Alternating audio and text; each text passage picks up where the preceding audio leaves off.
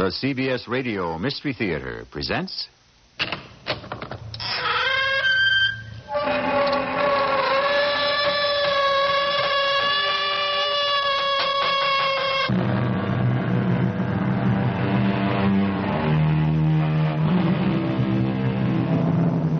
Come in.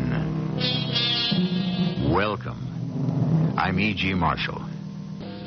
Before you joined me, I was sitting thinking of all the murders, mayhem, and malevolence I have brought to you in the name of mystery.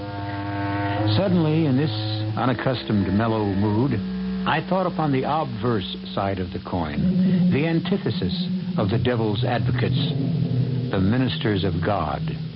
And it occurred to me that as much terror and suspense are contained in the mystery and magic that is invested in them by a higher power, a greater force, only this time not a force for evil. So I thought a story from the other point of view might be interesting for a change. Nurse! Nurse! Somebody! Help! Help! What is it, Miss Riggs? What's happened? Chaplain Morgan, he just suddenly collapsed. Is he dead, Dr. Shelton? Nurse, take care of the patient. Orderly, send me another nurse from the floor quickly. What is it, Liz? What happened to Dan? I don't know yet, Mike.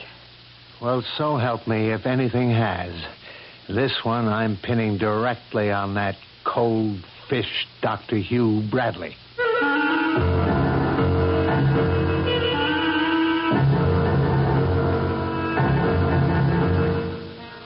Our mystery drama, He Moves in a Mysterious Way, was written especially for the Mystery Theater by Ian Martin and stars Terry Keane. It is sponsored in part by Sign-Off, the sinus medicines, and Anheuser-Busch Incorporated, brewers of Budweiser. I'll be back shortly with Act One.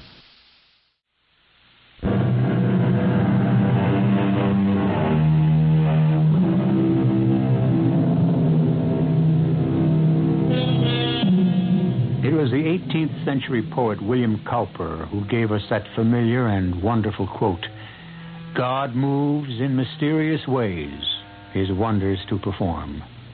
This story is a reflection of that. Belleville Community Hospital, though located in the town of its name, services the entire county of Fairchild.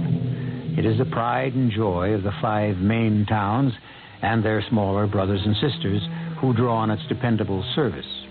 But Belleville Hospital is stretched beyond its usual adequate capacity at this moment, as a result of a train wreck on the line to New York.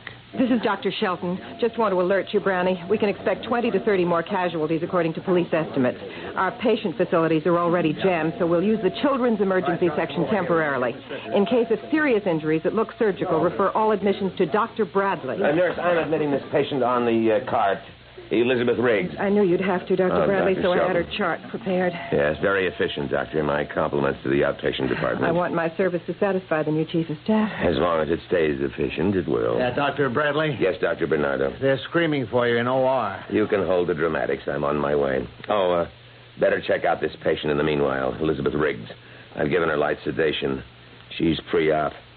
No need to diagnose her. I've already done that. Slight concussion, fractured patella, calcaneus, and some messy damage in the ankle to the fibular and tibial termini. You'll find it all on the chart. Well, I'm on my way to the OR. I would like to take his chart. Mike, remember who he is.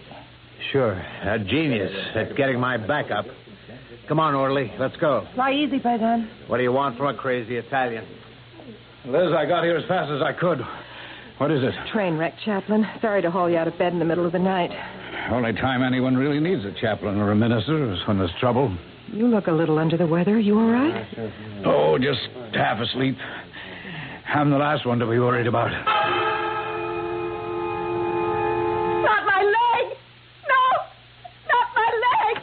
What's going on in here, nurse? Miss Riggs. I won't let them. I won't let anyone. Miss Riggs. Yes?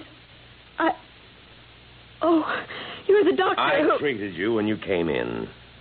What's the matter with my arms? You had to be put under restraint. It's imperative you stay as still as possible. I can't. Don't you see? I can't. Miss Riggs, you are not the only victim of the train wreck. Train wreck? Oh, that's it. My leg.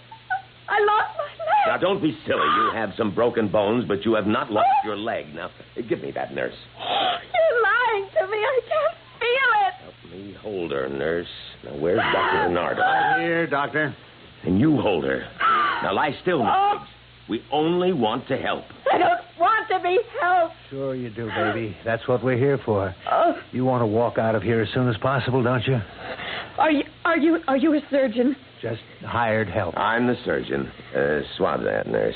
This is Dr. Bernardo. If you're the surgeon, I want to know something. Why can't I feel anything where my left leg ought to be? Because I immobilized it till Dr. McNeil, the orthopedist, has time to operate on it. I don't believe you. I haven't time to argue. I want to see you a moment, Dr. Bernardo.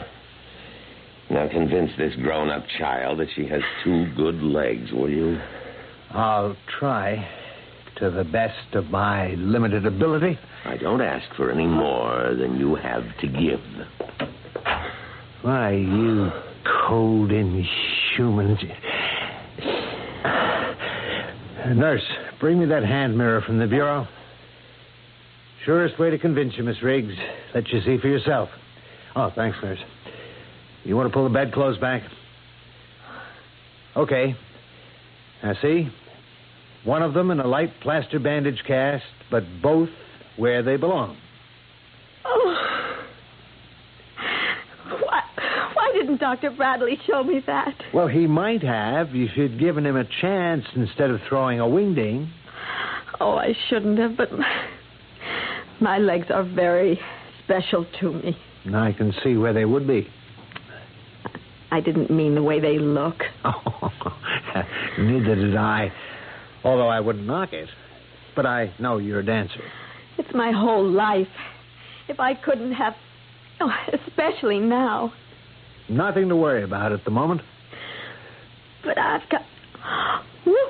Oh, I feel woozy. Well, that's the sedation.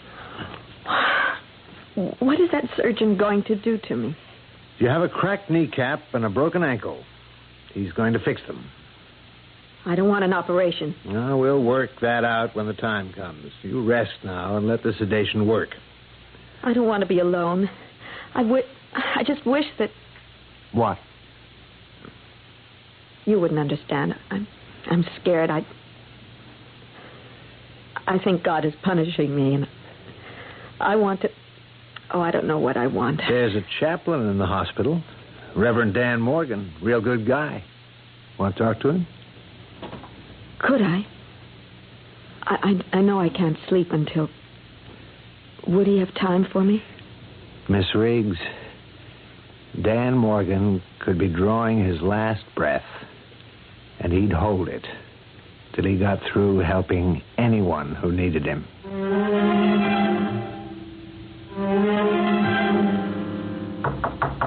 Come in. You looking for me, Pat? Mike Bernardo just called down, Dan. Could you talk to that dancer with the badly injured leg? Oh, sure, of course. About what? She's fighting an operation, and she asked for a minister. All right. Should she have the operation? If she doesn't, she may never walk properly again. She could even lose it. Oh. Dan, you look tired. You don't look well. Maybe you should go home and rest. What, I'm needed? No, not in your life.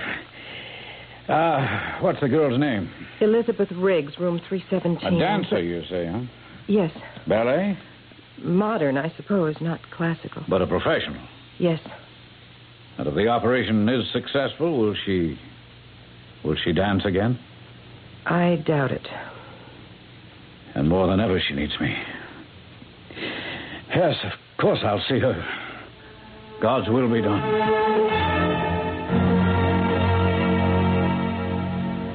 Hello, Elizabeth Riggs. I'm Chaplain Dan Morgan. Oh, how good of you to come. Was I asleep? For a while. I'm sorry. It was good for you. Not good enough. I need help, Chaplain. Help? Wireless. I'm afraid of the operation. I think they want to cut off my leg or my foot. Now, did they say they would? No, Doctors never tell you. Of course they do. No one thinks you're going to lose your leg. I do. Why? Because I think God wants to punish me. Punish you? What for? There's a boy, Peter Sterrett. We were very much in love. That's what I went upstate for, to marry him. And? At the last moment, I couldn't. I ran out on the whole wedding. My parents, his, everyone. I took the train back to New York. That's why God punished me. Oh, I wouldn't say that. There were 64 people in that train wreck. God's a little more efficient than that. Now you make me feel ashamed. I meant to. I don't believe in a God of vengeance who reaches out to hurt and punish, and neither should you, Liz. We make our own punishments. Well, I didn't make the train wreck. No, but you climbed aboard that train to run away. But I had to. Chaplain Morgan, dancing isn't just a profession. It's a whole way of life. And that's what I realized at the last moment. I couldn't give it up to marry Peter. Well, you said you loved him. I do. It tore me apart to give him up, but I had to make the choice. Child, why couldn't you have both? Because Peter's a minister just like you. Can you imagine him running a parish with his wife in a Broadway show and cleavage down to my navel and net stockings up to my bikini? Okay, Dan, buddy boy, I'm on my way. That was Dan. He's calmed our Terpsichorean terror, and she now is ready to sign for the operation. All right, give me a form, hon, and I'll go make sure she's prepped. Now, here's your form. Just watch your own. What's that mean? You want to be a resident in surgery, don't you? It's my life, outside of you. Knee you got. Just take it easy if Dr. Bradley's the surgeon. Okay. So the guy grapples me. I'll try to stay out of his hair. Mike, he's a new broom. Give him a chance to work in. Oh, I'll be a good little soldier. Anything he can dish out, I can take. That's my boy. Just hold the good thought. Too bad it's neither sane nor sanitary for one doctor to kiss another. All right, take the wish for the deed. I love you. You can order the cart to take her up to the ready room, nurse. She's all cleared for OR. Oh, hi, Dan. Hey, come sta, paisano? Così, Padre mio. Hey, you don't look so hot. Oh, I'm a little tired. Why don't you hit the sack? No, not till the action's over. Hey, wait a minute. Maybe I ought to run a little check on you. No, don't be silly. Why? What are you rubbing your gut for? Oh, come on, Mike. A little indigestion. Somebody sneaked some cucumber in my salad again. No. You don't double over like that from cucumber. I'd better take You assisting Dr. McNeil? Yes, Dr. Bradley, but... Then you ought to be up in the scrub room already. Now, let's go. I was on my way, but the chaplain here needs a checkup. The chaplain can take care of himself. Has Miss Riggs been prepped? Yes, sir, but... Get in the elevator, Doctor. Yes, sir. Dr. Bradley. Yes, sir. Private Bernardo reporting for duty. But may I recommend that the chaplain be temporarily relieved from his? Do you want to be relieved, chaplain? Oh, come on, you have enough to worry about besides me. Now, if you need a rest... No. I think I'll go in and sit with that poor child when she's taken up to OR. She needs me more than I need anything. Well, how are you feeling, Liz? I don't know. Far away, but still scared. Oh, now you mustn't be. I won't lose my leg. You mustn't think about that. Even if it's saved, will I dance again? Whatever is to be, just leave it in God's hands. It's so easy for you. Words, just words. No, never just words, Liz. I've stayed with you because I wanted to help you find strength. Don't let it be for nothing. Let me have achieved at least that. Nurse! Somebody, help! What is it? What's happened? Chaplain Morgan. He just suddenly collapsed. Nurse, take care of the patient. Orderly, get me another nurse from the floor right away.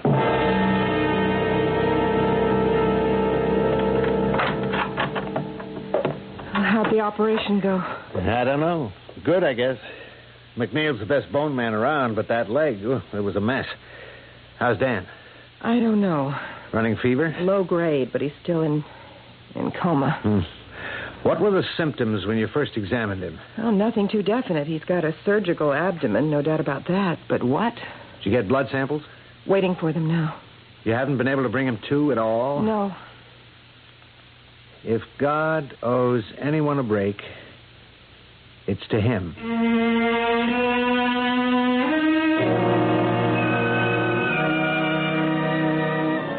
A bitter young man, but then a very tired and exhausted one, and a deeply concerned one for a man who is as close as his father. Still, Dr. Michael Bernardo should know that in the eyes of God, all men are equal. Or are they? We have listened so many times to the triumph of evil on this program, perhaps the power of good is not as strong. I'll return shortly with Act 2.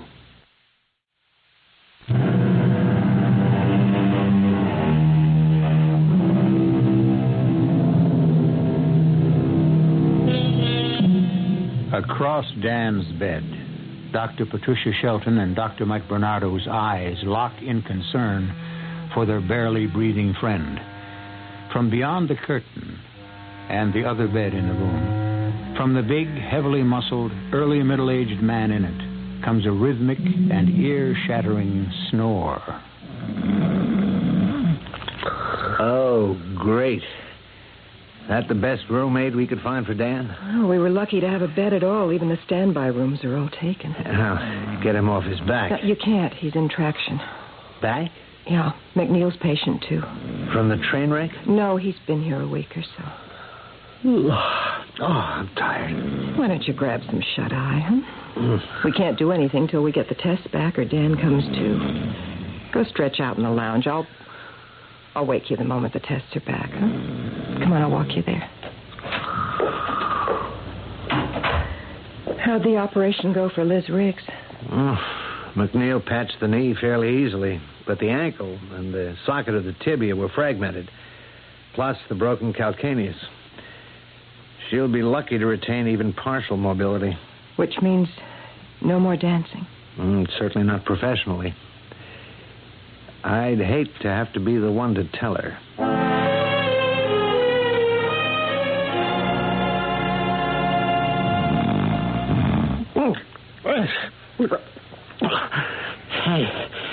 Hey, where's Sam Hill? Is that?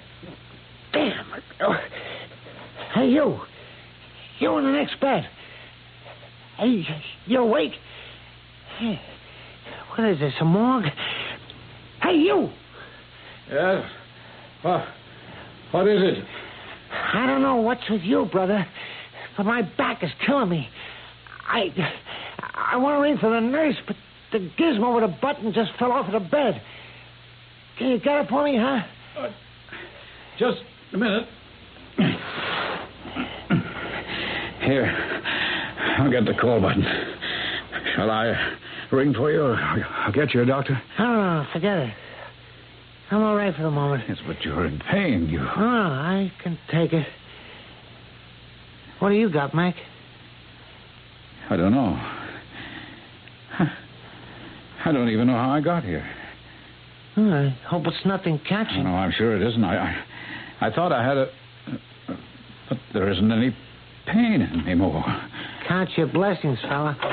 Dan, what are you doing out of bed? No, I'm all right. You are not. Nurse, help me get him back in bed. No, You're running a fever. And nurse, get Dr. Bernardo down here right away. He's catching a nap in the father's lounge on maternity. Dan, won't you ever take care of yourself? Hey, what's the big fuss? Who is this guy? Oh, I was right. A doctor, huh? Not an MD. He's the hospital chaplain, the Reverend Dan Morgan. A minister, for crying out loud. That's all I need.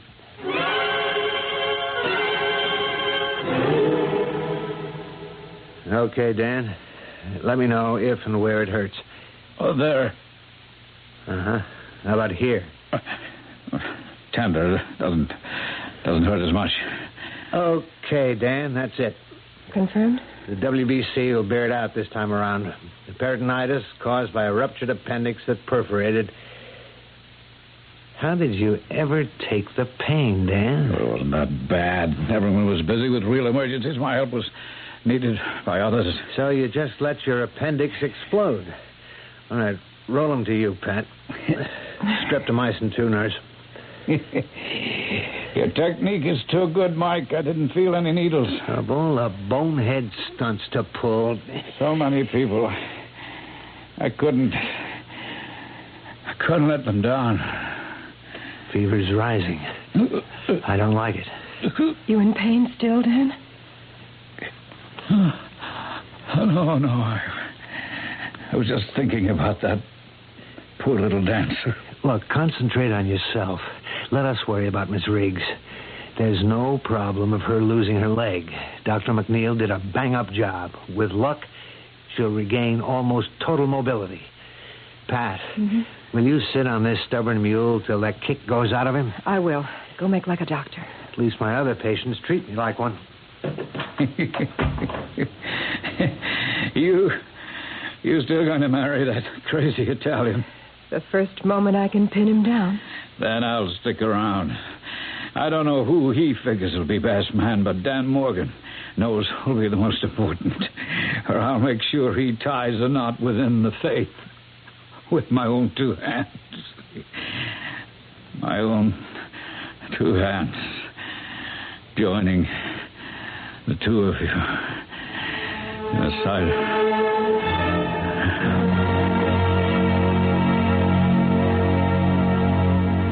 Morning, Miss Riggs. Morning, Dr. Bernardo. Well, you look pert and pretty this morning. Oh, I feel wonderful. I can almost feel the bones knitting. I could just jump right out of bed, do a jeté, or handle a waltz clog just like that. Yeah, well, I wouldn't rush things. Well, not without a warm-up, anyway. I bet you I'll be dancing in no time. Thanks to Chaplain Morgan. How is he today? Is he better? I wish I could say he was. Didn't they take out his appendix? No, not yet. You mean it's serious?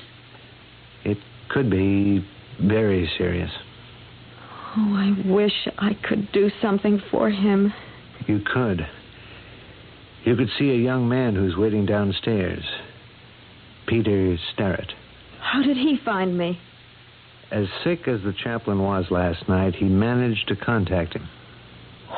What for? He knows it's all over between Peter and me. Why? Because you just can't bear to hang up those little red shoes? Something like that?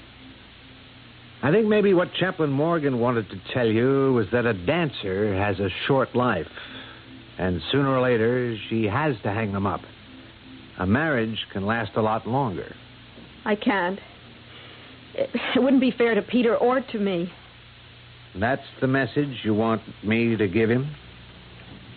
And the chaplain? Dr. Bernardo, I will be able to dance, won't I? I'm not the one to ask that question to, Miss Riggs. You'd better ask it of the surgeons, Dr. McNeil or Dr. Bradley.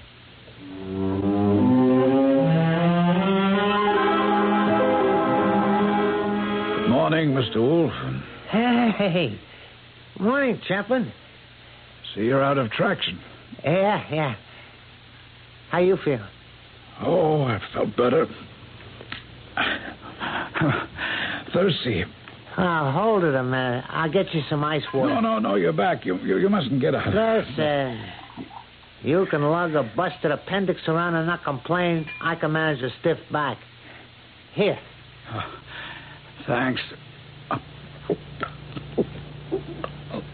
Oh, yeah. Thanks. You want some more? Please. That was good. It's good. Hey, what is it, Parson? A knife. I'll get the doctor.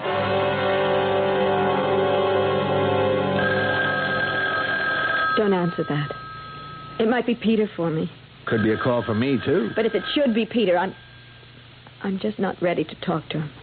Couldn't you just let it go? Sure. Nothing so urgent it won't last till I get to the nurse's desk. I'll be seeing you, Miss Riggs.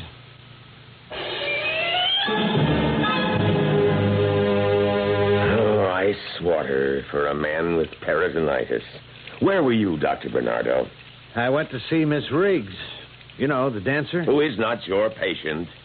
No, sir. You don't like me very much, do you, Dr. Bernardo? Well, that is a bit direct. Puts me at quite a disadvantage. Because you've applied here for a residency in surgery? My personal feelings would not dictate my judgment of your qualifications, unless you wish to withdraw your application. Not yet, sir. No? What does that depend on? The success of our operation on Chaplain Morgan? To a degree. Then we must be sure that it is immaculately successful. As far as I'm concerned, it's the same way no matter who's on the table. I deserve that rebuke. I bought it because of my own resentments. I'm human, not a robot. You are kind of a stickler for detail. You're damn right. A doctor can make minor mistakes which can be rectified. Isn't quite the same with a surgeon. Habit, discipline, minute attention to detail, constant vigilance and objectivity. That's what a surgeon has to pay. Still want to be one. As long as I don't have to retire from the human race. Like me. That perhaps is a personal trait, but I have some reason. You see, one surgeon's momentary carelessness, his anxiety to look up and be a nice guy and assure me everything was going well, cost me my wife. And with it, a large part of me. Well, no one is very much interested in my immortal soul. Now, Dan Morgan is something else again. But for the moment, objectively, just another surgical problem. Agreed? I'll assist to the best of my ability. I'll accept that, Doctor. The patient is waiting. Shall we go?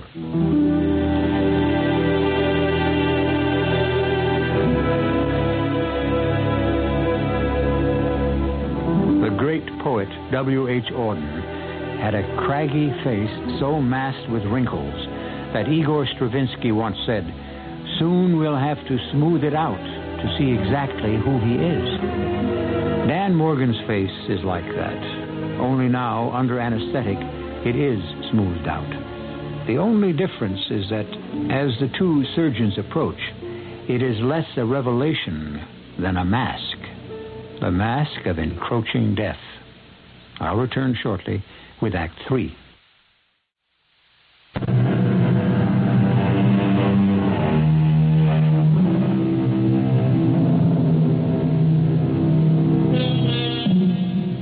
The operation is completed, and the two surgeons return to the locker room, still gowned, capped, gloved, and masked.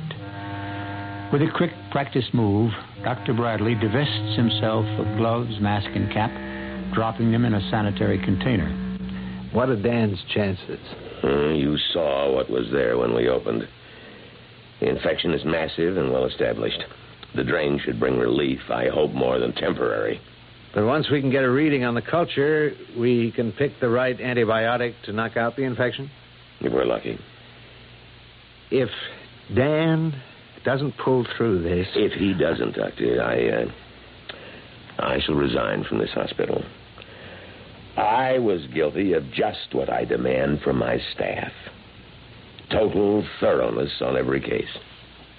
Well, in all fairness, sir, with 65 victims of a train wreck suddenly dumped on you... It still doesn't excuse carelessness or inattention. I'm going to the recovery room to check on Chaplain Morgan. I might suggest you get together with Dr. McNeil and prepare Miss Riggs to face her future.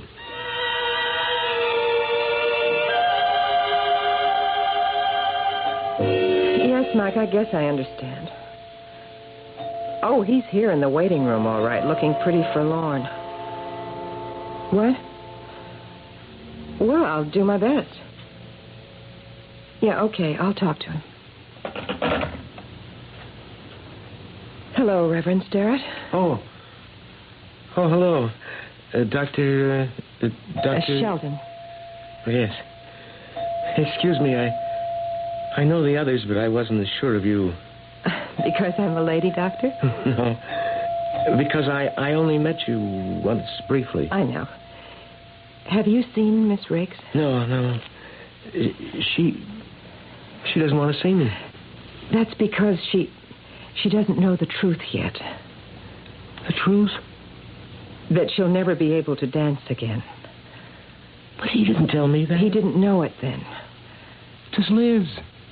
Reverend Sterrett, after the accident, your fiancée was in psychogenic shock.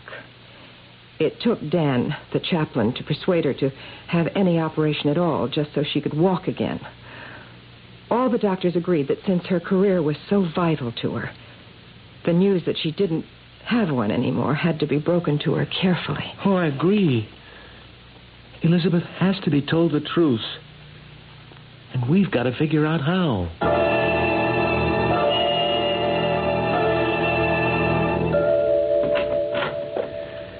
Good evening, Miss Riggs. I'm Dr. Hugh Bradley. I don't know if you remember, but I treated you in emergency and admitted you to the hospital. Yes, I remember.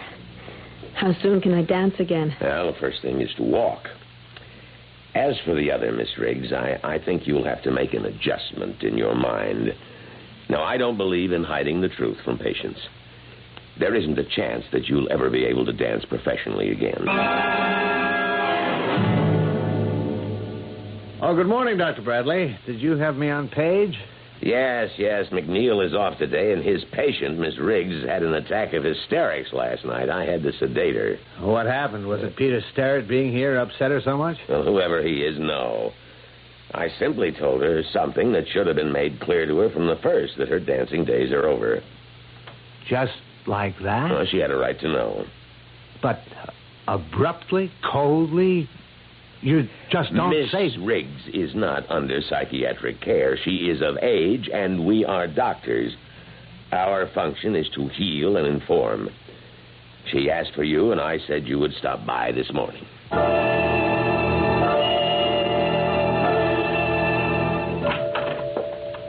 Hi, Liz. Do you want to see me? Yes. I want you to get Peter Sterrett off my back and out of here. I never want to see him again, or any of you. Now, look, I just got the bad word about you, too. So you're not going to be Margaret Fontaine, or whatever. But you're not going to be crippled either.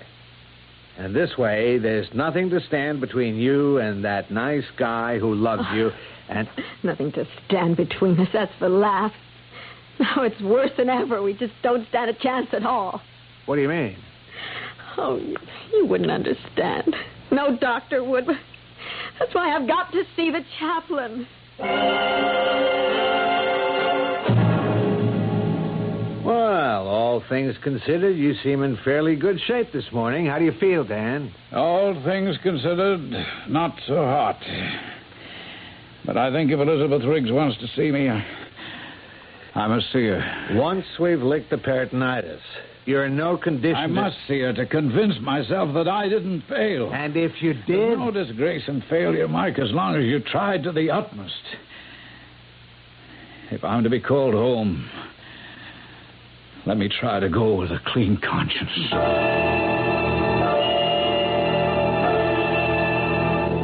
You're sure you feel all right, Dr. Bradley? Well, of course. You know you're supposed to rest after donating blood. I realize that. By some strange chance, the chaplain's and mine match. I'd like to think that... Well, I mean, He's due for a replacement. I'll see he gets this particular bottle. Oh, hi, Mike. Where are you taking Miss Riggs? To see Dan. He's in no condition for visitors. He was the one who insisted. And, just in case, I wouldn't deny him anything he asked.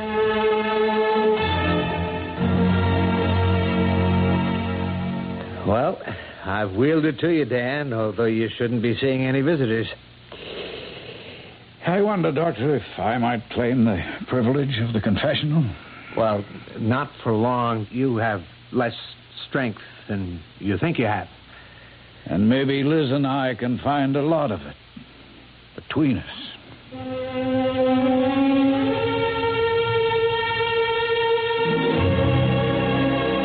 But if you worried about me, you'd have gone back to the doctors for help. If I hadn't been worried about you, I would have no right to the principles I serve. I should say principle. Will you still turn your back on him? I'd rather talk about you. There may not be much time to talk about me, so I have to be abrupt. Because I have so little strength left. Are you going to marry Peter? I can't. More than ever now. Why? Don't you love him? I've always loved him. But I broke that love for a simple thing like a wish for a career. Chaplain and Dr. Bradley told me that I could never dance again. Of all the reactions that I had, the most definite and unshakable was that I cannot believe in a God who would take away from me the one thing that I have worked all my life to achieve. And because of that, even though it removed another less important barrier, you can't go back to the man who loves you. Of all men, how can I? He's a minister like you, and I no longer believe in God. Oh, Liz, I don't believe that. I don't think you're like all the people who put on religion like a Sunday dress just for the occasion. You can't deny him any more than I can. Or Peter. Because no matter how hard all of us try, in the end, we must have a personal God. Take him to your heart. How can I? Forget me. How can he destroy a man like you? Can't I convince you that death is not destruction? Certainly not. Not for me. What would you ask? A miracle? I don't know. I don't know what I want. Just for you not to die. All right, then help me to live. Don't deny him. Liz, I once prayed for you. Now, if you want, try to pray for me. Oh, Chaplain, don't you see it would just be a mockery when I don't believe? Chaplain, are you... Oh, I've got to get the doctors. Excuse me, miss. Oh, who? It's okay. I've been Chaplin's roommate these last days. I was in the bathroom shaving and cleaning up to go home. And you overheard? Yeah. I couldn't help hearing some of it. And you got to listen to me, because I got something to say. No, I can't listen now. The chaplain... It'll only take a minute. And the way I see it, maybe you can do him more good right this moment than all the doctors in the world. Faith and belief didn't put any fingers on you or the chaplain. The one on him, he put there himself. I don't know what you mean. I mean, when you were brought into this hospital, the chaplain was dying of pain. He needed a doc a lot more than you did, but he stuck with you. Even with his appendix exploding inside him, he covered it up to help you out. The poison's all through him now, and maybe he's dying. But if it is, it's a risk he took for you. To save not only your leg, but, well, all of you. Now, are you going to make the belief that made him sacrifice himself for you the way he did be all for nothing? Or are you going to give back something of yourself in return? Well, I'll go get the docs now and leave you to think about it.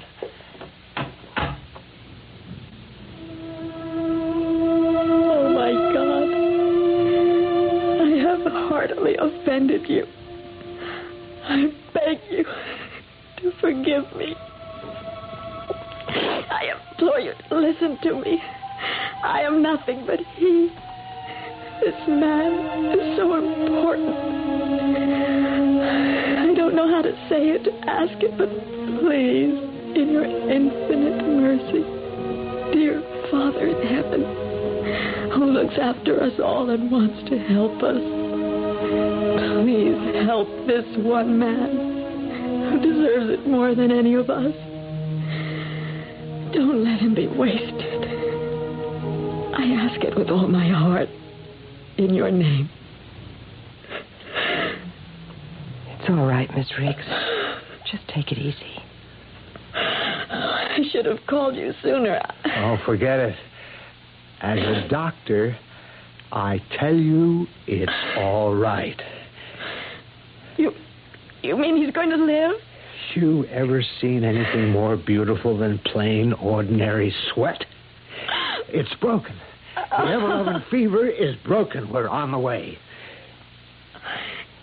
He asked me to pray. Whatever it was that did it, he answered. He answered? You mean that God somehow... The oldest cliche in the world, Miss Riggs.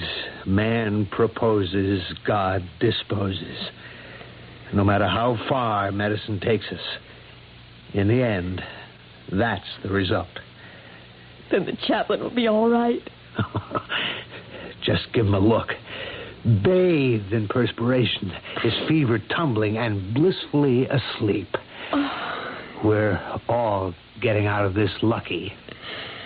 Except you, maybe. Oh, that's decided. Oh, it isn't all that much of a life as a dancer. As long as Peter is still around, if he still wants me. He is, and he sure does. We couldn't have moved him out of here with a bulldozer. Now, we've only one restriction before you leave here. We expect to be invited as guests at the wedding. Well, won't take place without you. Because one thing I'll never give in to Peter about. The chaplain will have to marry us. Why not? We might even make it a double wedding.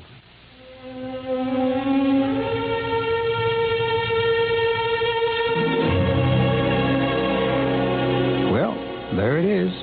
No sound, no fury, but certainly a tale that signifies something. A mystery. I think it qualifies for the title. As I said in the beginning, and as you have seen for yourself, God does move in mysterious ways, his wonders to perform. I'll be back shortly.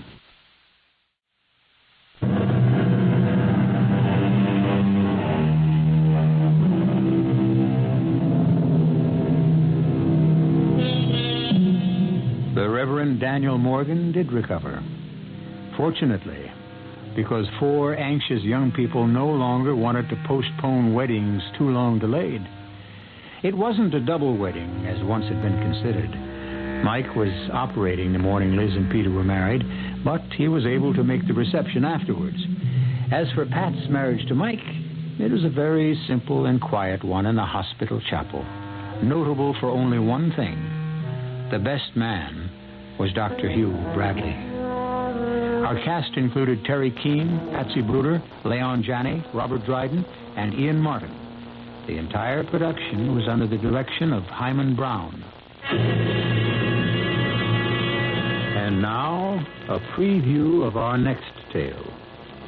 It was long before I could get to sleep, but when at last I did, if indeed I really was asleep, I was conscious of something huge and black circling by the foot of my bed, a monstrous cat-like shape that suddenly sprang, and I felt the stinging pain as if 2 needle-sharp claws had plunged like hot irons into my breast.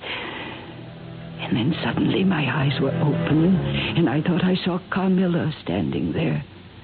The figure moved quickly to the door, and I followed it, only to find the door securely locked from the inside, just the way I had left it before I retired. I sprang into my bed with the covers over my head, and I lay there, more dead than alive, until morning.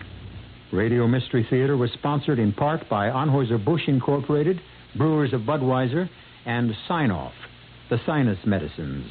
This is E.G. Marshall inviting you to return to our Mystery Theater for another adventure in the macabre. Until next time, pleasant dreams.